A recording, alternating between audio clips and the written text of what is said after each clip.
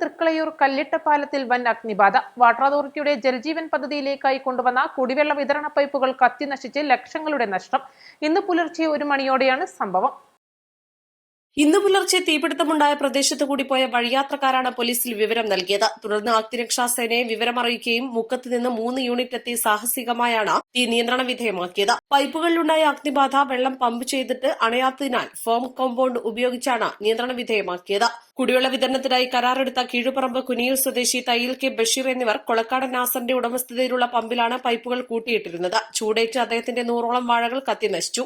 അഗ്നിബാധയ്ക്കുള്ള കാരണം അവ്യക്തമാണ്. Assistant station officer Joy എബ്രഹാമിന്റെ നേതൃത്വത്തിൽ ഗ്രേഡ് അസിസ്റ്റന്റ് സ്റ്റേഷൻ ഓഫീസർമാരായ പയസ് അഗസ്റ്റിൻ, അബ്ദുൾ ഷുക്കൂർ, ഫയർ ഓഫീസർമാരായ P T Aneesh, P T Sreejesh, Saneesh P Cherian, K Abhinesh, N T Aneesh, K P Nijas, P Niyas, V M Mithun, N Shineesh, J Ajin, ഹോംഗാർഡുമാരായ ചാക്കോ ജോസഫ്, രവീന്ദ്രൻ, രത്നരാജൻ തുടങ്ങിയവർ ചേർന്നാണ് തീ നിയന്ത്രണ വിധേയമാക്കിയത്.